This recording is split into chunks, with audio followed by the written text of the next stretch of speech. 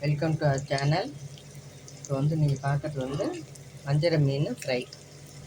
இது வந்து குழம்புக்கு அரைக்கிற மசாலா வந்து ஒரு டேபிள் ஸ்பூனு, அப்புறம் மஞ்சத்தூள், மிளகாத்தூள், உப்பு இதெல்லாம் போட்டு நல்லா பரட்டி ஊற வச்சுட்டு வறுக்க வேண்டியது தான். மசாலா போட்டு ஊற வச்சுருக்கேன். இது வந்து ஒன்று ஒன்றா போட்டு வறுத்துக்க வேண்டியது தான். சூப்பரான மீன் வறுவல் ரெடி ஆகிடுச்சு.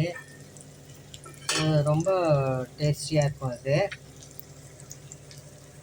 நீங்களும் வந்து அந்த மசாலா வந்து நான் ஏற்கனவே வந்து மீன் குழம்பு ரெசிபியில் போட்டிருக்கேன். அப்படி அதை பார்க்காதவங்க சொல்கிறேன், ஃபாலோ பண்ணிக்கோங்க.